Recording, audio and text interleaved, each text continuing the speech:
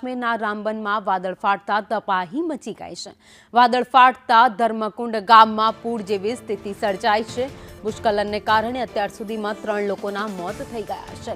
તો ધર્મકુંડ ગામના 100થી વધુ મકાનો પાણીમાં વહી ગયા। જમીન ધસી પડતા અનેક વાહનો દટાઈ પણ ગયા છે। નાળા પાસે આવેલી અનેક દુકાનો પાણીની સાથે ધસી ગઈ હતી। તો રેસ્ક્યુ ઓપરેશનમાં અનેક લોકોનો બચાવ પણ કરી લેવામાં આવ્યો છે। હાલમાં શ્રીનગર હાઈવે બંધ કરી દેવામાં આવ્યો છે।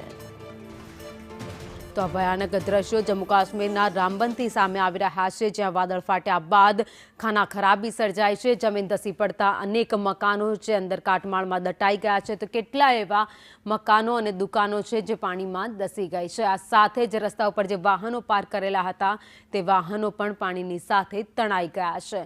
બે અલગ અલગ દ્રશ્યો આપને બતાવી રહ્યા છે।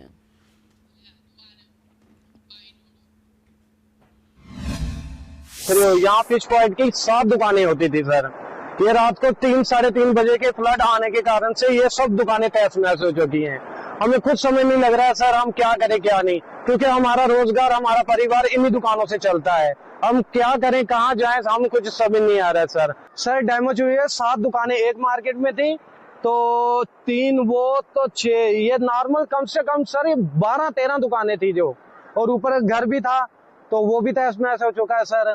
आप देख रहे हो कि यहाँ पीछे कितना नुकसान हो रखा है सर। बहुत ज्यादा डर का माहौल है।